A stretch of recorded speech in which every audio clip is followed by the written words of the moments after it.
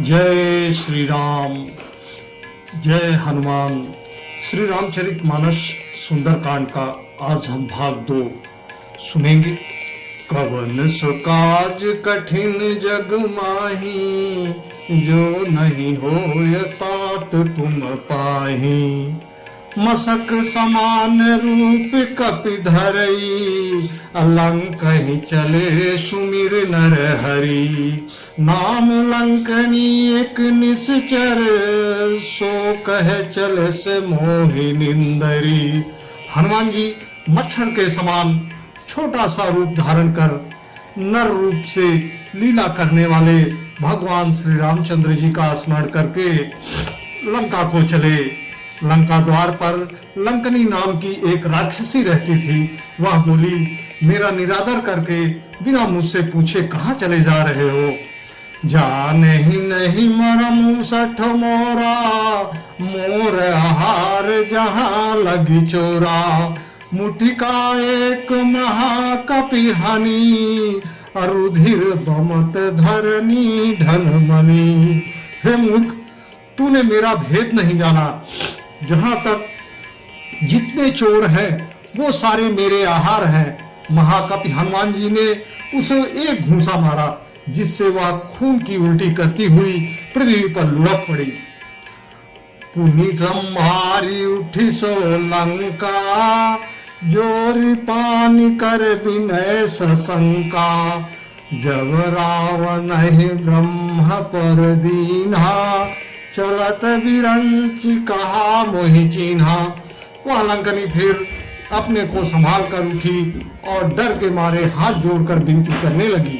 वह बोली, रावण को जब ब्रह्मा जी ने वर दिया था, तब चलते समय उन्होंने मुझे राक्षसों के विनाश की यह पहचान बता दी थी कि विकल हो सीतय कपि के मारे, अब तब जान सुनिश्चर संघारे। तात मोर अति पुण्य बहुता, देखऊं नयन राम कर दूता। जब तू बंदर के मारने से व्याकुल हो जाए, तब तू राक्षसों का संहार हुआ जान लेना। हे तात, मेरे बड़े पुण्य हैं जो मैं श्री रामचंद्र जी के दूत आप को नेत्रों से देख पाई। कवन सो काज कठिन जग माही, अजो नहीं होय तात तुम पाही।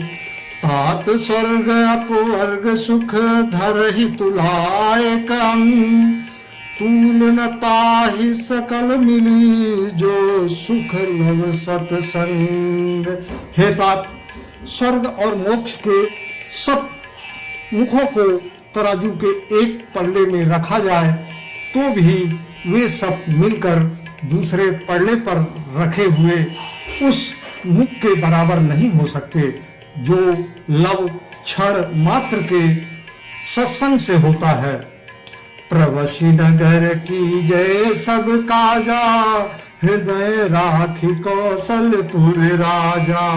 गरल सुधारी पुकरहि मिताई, गोपद सिंधु अनल सितलाई।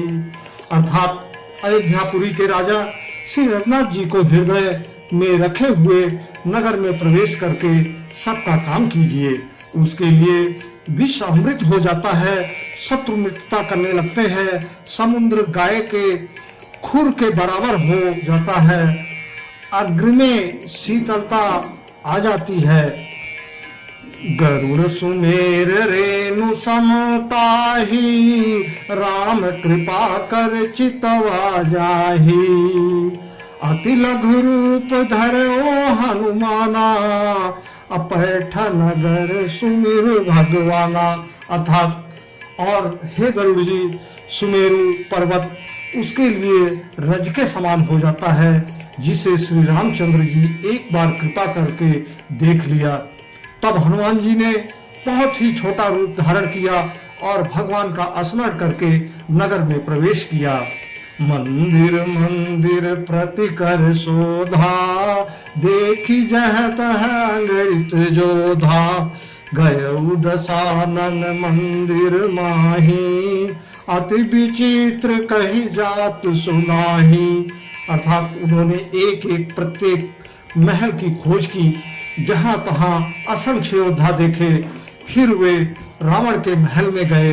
वह अत्यंत विचित्र था, जिसका वर्णन नहीं हो सकता।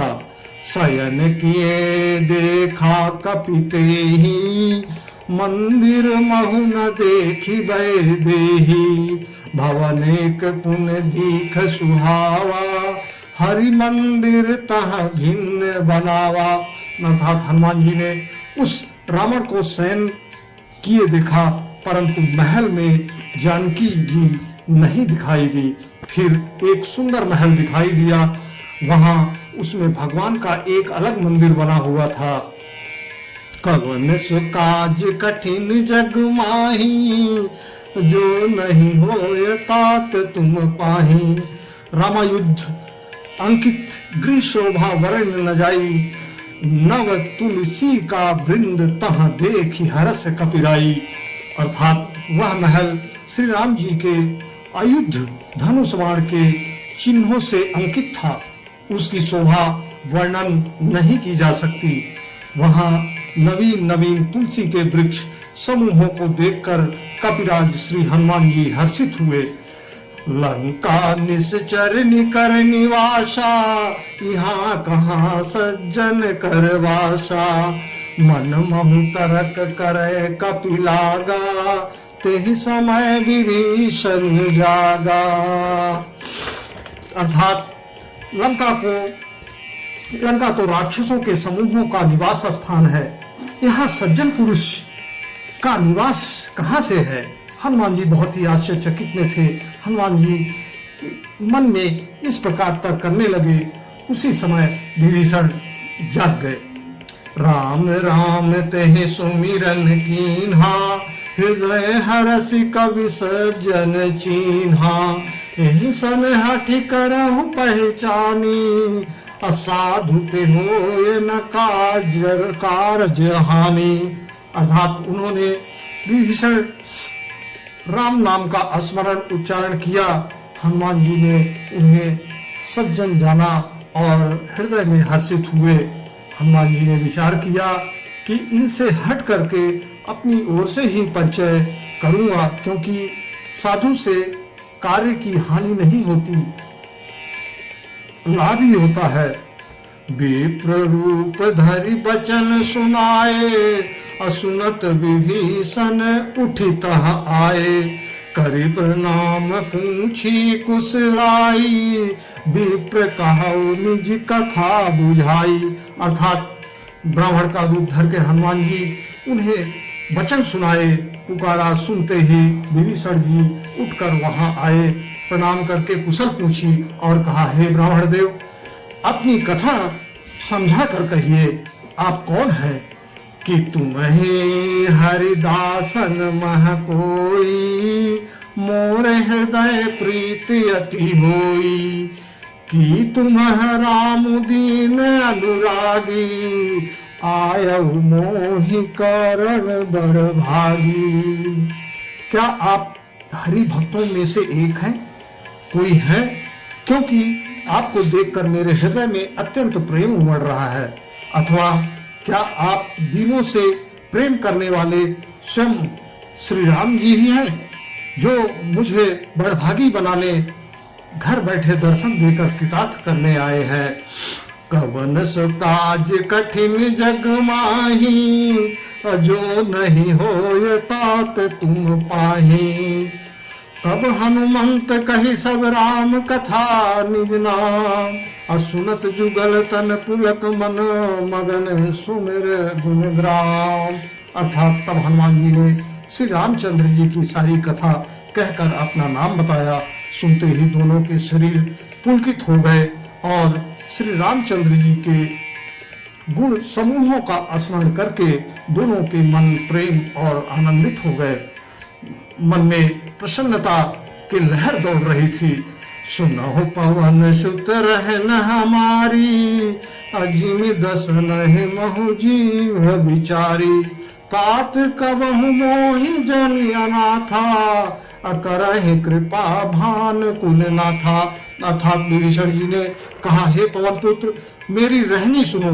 मैं यहाँ वैसे ही रहता हूँ जैसे दांतों के बीच में बेचारी जीभ रहती है। हे तात, मुझे अनाथ जानकर सूर्यकुल के नाथ श्री रामचंद्र जी क्या कभी मुझ पर कृपा करेंगे? तामस तन कछु साधन नाही, प्रीत न पद सरोज मन माही। अब मोहि भा भरोसा हनुमंता, अबिनु हर कृपा मिले नहीं समता। अर्थात मेरा तामसी राक्षस शरीर होने से साधन तो कुछ बनता नहीं और न मन में श्री रामचंद्र जी के चरण कमलों में प्रेम ही है। परंतु हे हनुमान, अब मुझे विश्वास हो गया है कि श्री रामचंद्र जी के पर मुझ पर बड़ी कृपा है, क्योंकि हरि कृपा बिना संत नहीं मिलते। बोलो सियावर रामचंद्र की जय, बोलो पवन सुत हनुमान की जय।